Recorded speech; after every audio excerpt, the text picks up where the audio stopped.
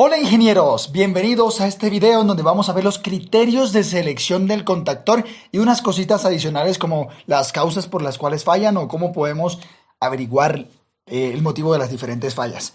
Esto es dinero. La verdad, todo ingeniero eléctrico que se dedica a esta rama de la automatización industrial, saber seleccionar un contactor es primordial, es importantísimo. Así que espero que presten mucha atención a todo lo que veremos en este video porque esto es oro. La temática en particular va, inicialmente hablaremos de las ventajas del uso de contactores en una planta industrial. El segundo, que es el más importante, el criterio o los criterios de selección para poder escoger los mejores contactores para nuestra aplicación en particular. Y como último, pero no menos importante, las causas de deterioro o el daño de un contactor. Oye, este material es importantísimo y te va a servir mucho en tu carrera profesional. Así que solo te pido que te suscribas a este canal, que me regales un like, por favor. Si quieres, compártelo en tus redes sociales, así más personas conocerán esta temática tan importante. Y activa las notificaciones dándole clic a la campanita, ¿no? Este video se me pasa a mencionarles que hace parte del curso de accionamientos electromecánicos. Estoy tan emocionado que se me olvidó. Y les voy a dejar por acá en las tarjetas y al final del video la lista de reproducción para el curso de accionamientos. Vamos a hablar primero entonces de las ventajas del uso del contactor. Primero, automatización en el arranque de los motores. Esto yo creo que está de más mencionarlo, pero con el contactor nos evitamos tener que estar presentes al lado del motor y conectarlo a la corriente eléctrica para que funcione. Sencillamente con un botón, con un pulsador, con un selector, podemos nosotros inicializar el proceso de un motor. Segundo, nos brinda la posibilidad de controlar completamente una máquina desde varios puntos de maniobra o estaciones. Si hemos hecho el proceso de automatización correctamente, si tenemos varias estaciones de control con diferentes dispositivos de accionamiento, como podrían ser los interruptores, como podrían ser los pulsadores, los termostatos, los presóstatos y entre otros elementos, podríamos nosotros así decirle a la máquina, al motor eléctrico, que inicie sin necesidad de que el operario se encuentre cerca. Esto es muy importante debido a que hay motores que son demasiado grandes y no queremos que el operario sufra consecuencias al exponerse a corrientes tan altas. Eso lo dice un poco mejor este apartado. Se pueden maniobrar circuitos sometidos a corrientes muy altas en donde el motor principal es de 30, 50, 100, 200 caballos de fuerza, cuya corriente será elevadísima. Estamos hablando probablemente de 200, 300, 1000 amperios. Y la ventaja es que el operario va a maniobrar únicamente corrientes muy pequeñas, que son las que hacen parte del circuito de control. Cuando vimos en los videos anteriores, que puedes verlos en la lista de reproducción de este curso, explicábamos y mencionábamos que el circuito de control o la bobina como tal y los contactos auxiliares manejan corrientes bastante pequeñas. Cuarto, seguridad del personal. Esto viene hablando de los dos puntos anteriores. Debido a que el personal solamente va a manipular tensiones y corrientes pequeñas, usualmente el circuito de control está a 110 voltios o 220 voltios dependiendo de la región del mundo en el que nos encontremos. Usualmente para Latinoamérica será 110 voltios o 127 voltios. En Europa y en parte de Asia manejan 240 voltios monofásicos o 220, no estoy muy seguro en el momento, pero también habrán contactores para esas especificaciones. Y como quinto, hay un control y automatización de equipos y máquinas con procesos complejos mediante la ayuda de aparatos auxiliares de mando, como interruptores de posición, detectores inductivos, presóstatos, temporizadores, etc. Y obviamente esto nos brinda un ahorro de tiempo al realizar maniobras prolongadas. Lo que significa que si los operarios tuvieran que activar toda la maquinaria de una industria manualmente, tendrían que estar dirigiéndose de un motor a otro para poder encender la planta completa. En cambio, con los accionamientos y con el contactor en particular, y obviamente el lugar de mando o la estación de mando con todos los botones, interruptores, pulsadores, etcétera, todos los aparatos de maniobra, nosotros podemos en breves pasos inicializar toda una planta sin necesidad de gastar tanto tiempo. Ahora sí vamos a ver cuáles son los criterios para seleccionar un contactor. Primero, muy importante y bastante simple, pero hay que considerarlo, el tipo de corriente, la tensión de alimentación de la bobina y la frecuencia. A tipo de corriente me refiero si es corriente continua o corriente alterna. Si ya sabemos que es para corriente alterna, listo, ya hicimos el primer descarte. Luego para la tensión de alimentación de la bobina. Si en nuestra planta, si estamos en Latinoamérica, lo más probable es que tengamos 127 voltios. Entonces seleccionaríamos un contactor que tenga una tensión de alimentación para la bobina de 127 voltios. En algunas aplicaciones industriales en donde se tienen 440 voltios trifásicos, es decir, tensión línea a línea, tendríamos una tensión de alimentación monofásica o línea neutro de unos 208 voltios aproximadamente. Para ese caso, el contactor debe tener una tensión de alimentación de la bobina de 208 voltios. Y la frecuencia, pues sabemos que en el mundo existen dos estándares, 50 Hz en Europa y en parte de Asia y 60 Hz en América, exceptuando creo que un par de países en Latinoamérica que trabajan a 50 Hz. La potencia nominal de la carga, esto es importantísimo para determinar el nivel de corriente que van a soportar los contactos principales.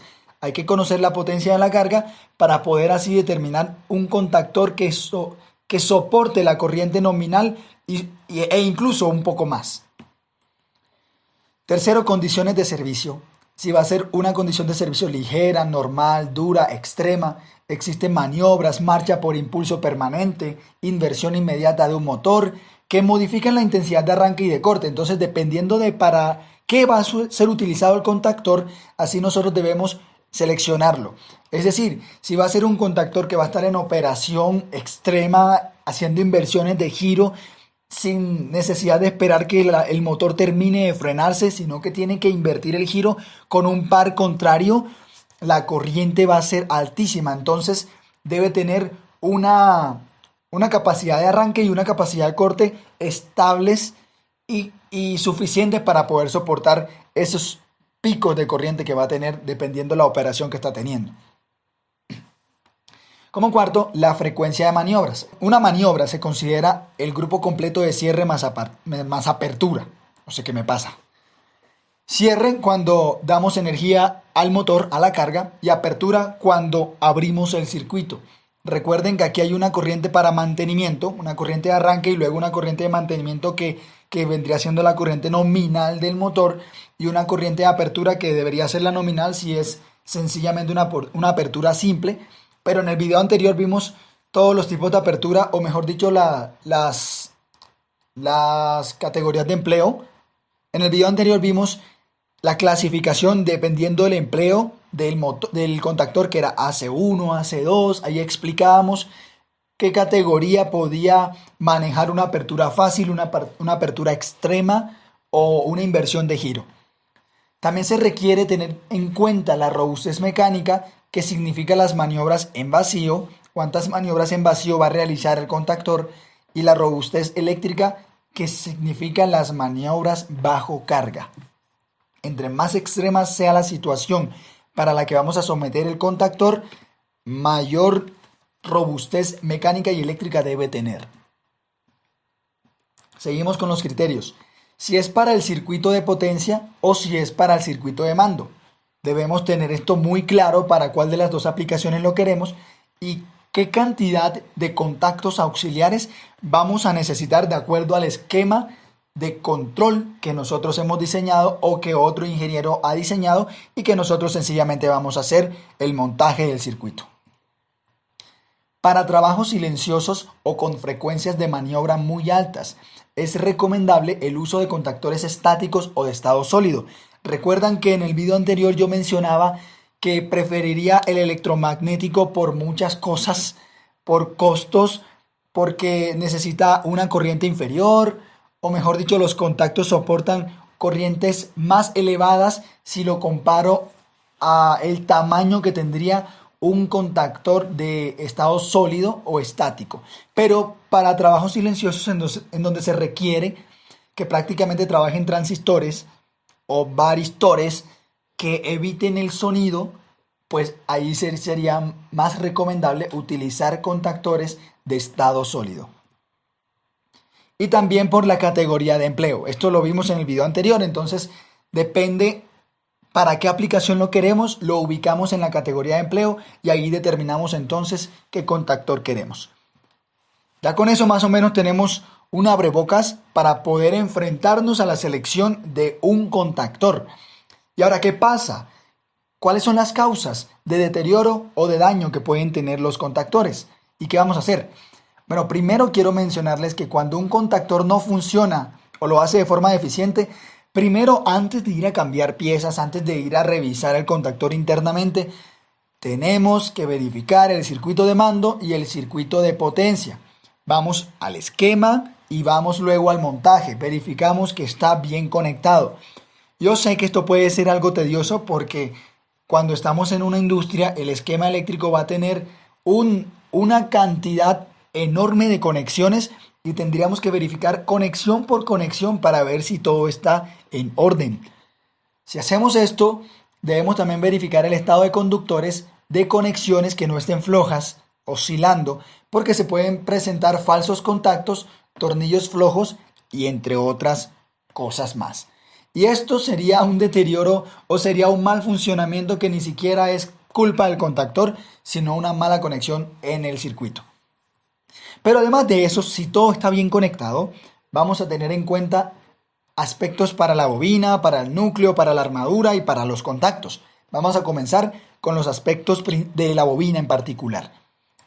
La tensión permanente de alimentación debe ser la especificada por el fabricante y hay un rango de tolerancia de más o menos el 10%, lo que quiere decir que si el fabricante a nosotros nos dice que va a funcionar a 120 voltios, debemos mantenerlo entre 108 y 132 voltios. No podemos salirnos de ese rango de operación porque podríamos comenzar a demandar una corriente diferente para la cual viene diseñado el contactor y vamos a empezar a soldar o a quemar los contactos.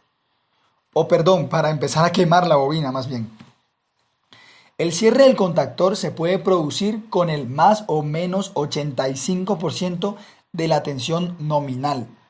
Y la apertura se puede producir si ésta desciende del más o menos 65% de la tensión nominal. Lo que quiere decir que un contactor puede cerrar el circuito para comenzar a operar si la tensión está pasándose un 85% por arriba o por debajo de su valor nominal y puede abrir el circuito e impedir el paso de corriente a la carga si la corriente desciende al 65% aproximadamente. Ya por debajo de eso es más complicado. Y no lo va a hacer. Cuando se producen caídas de tensión frecuentes y de corta duración, se pueden emplear retardadores de apertura capacitivos. ¿Y esto para qué? Para que los capacitores se carguen y retarden esa caída de la onda y permitan así que el contactor mantenga la tensión nominal por el mayor tiempo posible. Esto sirve únicamente para caídas de tensión que sean de muy corta duración, porque el capacitor se va a descargar con una constante de tiempo muy rápida generalmente. Si el núcleo y la armadura no se cierran por completo, la bobina se va a recalentar hasta deteriorarse por completo, porque se va a elevar el aumento de corriente de mantenimiento. Recuerden que la corriente de mantenimiento lo expliqué en un video anterior, lo pueden ver aquí en la lista de reproducción que están las tarjetas, o al final del video también lo pueden encontrar. Pero les recuerdo que la corriente de mantenimiento es la corriente con la cual va a quedar operando el contactor una vez después del inicio de la marcha. Entonces, si la armadura no se cierra por completo, va a haber un entrehierro superior para el que viene diseñado el contactor y va a haber un aumento de corrientes parásitas, se va a calentar el núcleo, se va a calentar la bobina obviamente y la corriente demandada va a ser ni siquiera el doble. Podemos estar hablando de 3-4 veces su valor nominal hasta que podríamos llegar a fundir la bobina.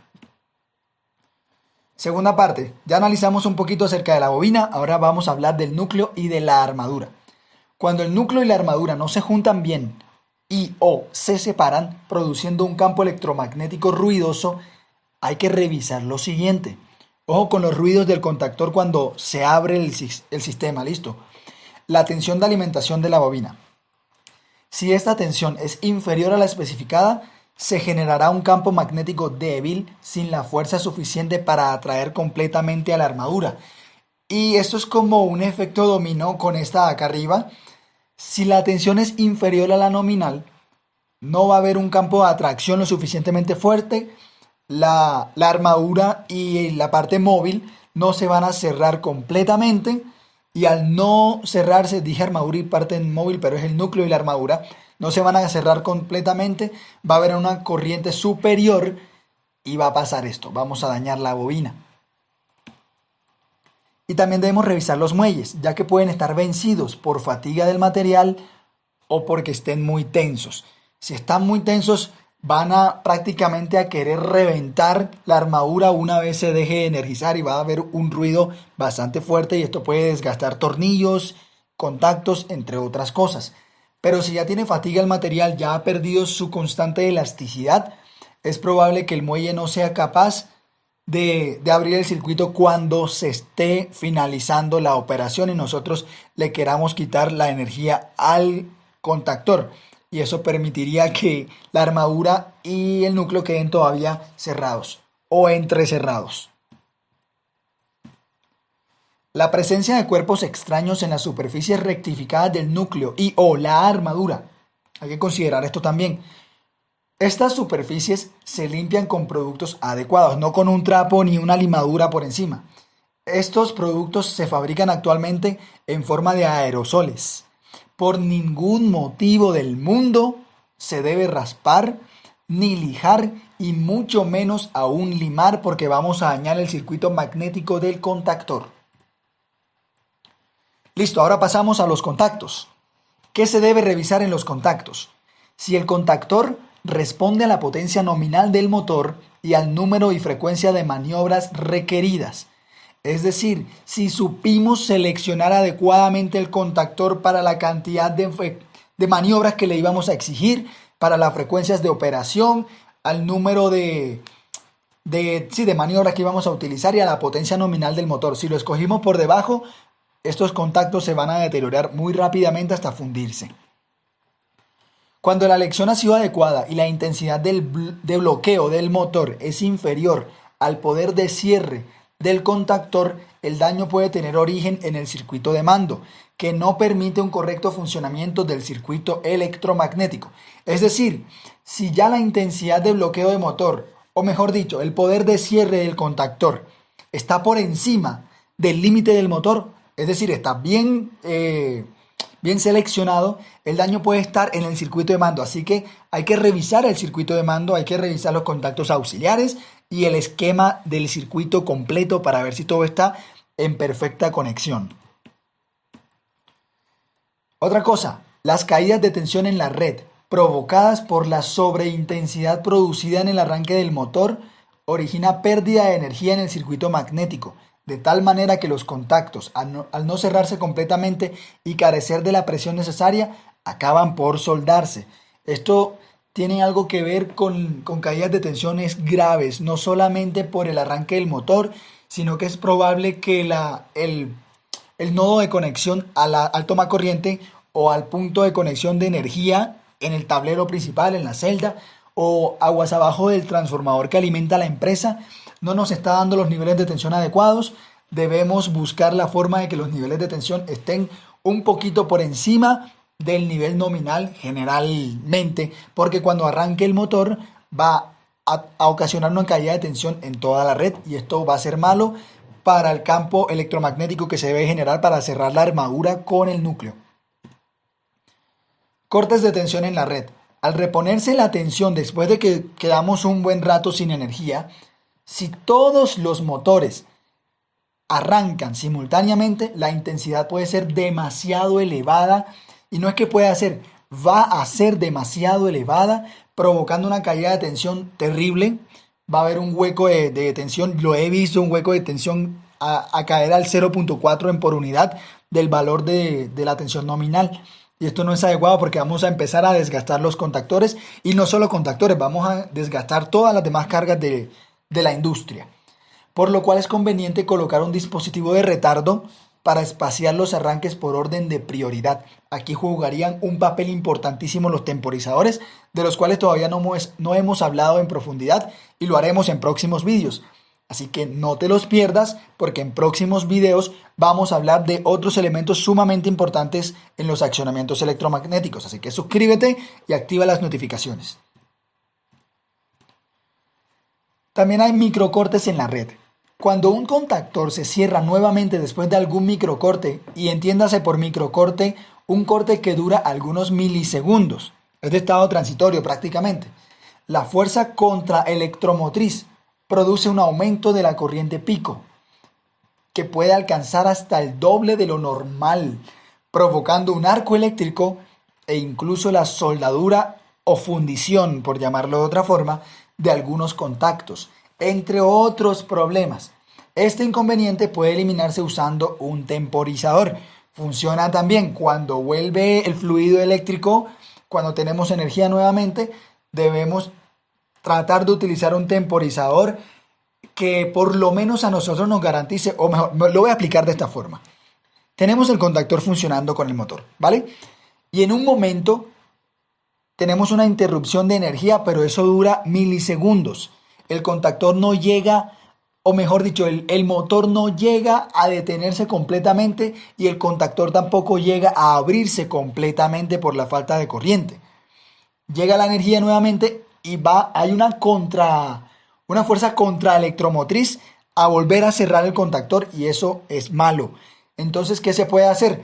Una vez se desenergice la bobina del contactor, se debe activar inmediatamente un temporizador que se coloque, qué sé yo, a medio segundo, a un segundo, a 2 segundos, lo cual significa que así vuelva la energía eléctrica inmediatamente, el temporizador no va a permitir que se cierren los contactos principales hasta que no pasen esos 2 segundos o 1 segundo o medio segundo. Eso tendríamos que revisarlo con el tiempo que tarda el motor en detenerse completamente o con el tiempo que tarda el contactor en abrirse completamente. Con eso garantizamos que cuando vuelva a energizarse el contactor y por ende la carga, no haya ni movimiento en el motor y que el contactor esté en completo estado de reposo. Y creo que esa es la última, vibración de los contactos de enclavamiento, que repercute en el electroimán del contactor de potencia, provocando cierres incompletos y soldadura de los contactos. Ojo con el enclavamiento, tiene que hacerse muy adecuadamente y tiene que revisarse periódicamente para que no hayan oscilaciones o vibraciones, tiene que estar compacto. Bueno, si te ha gustado este material, que espero que así haya sido, y quieres seguir escuchando y mirando material interesante para los accionamientos eléctricos, hasta aquí llegamos con el contactor. Este fue el último video de contactor, pero ahora vamos con otros elementos importantes y próximamente vamos a iniciar simulaciones en software especializado para ver cómo funcionaría una planta. Así que suscríbete a este canal para que no te pierdas esos videos tan interesantes que vienen para este curso. Ya los estoy preparando y activa las notificaciones y nada más. Nos vemos en el próximo video. Hasta pronto, ingenieros.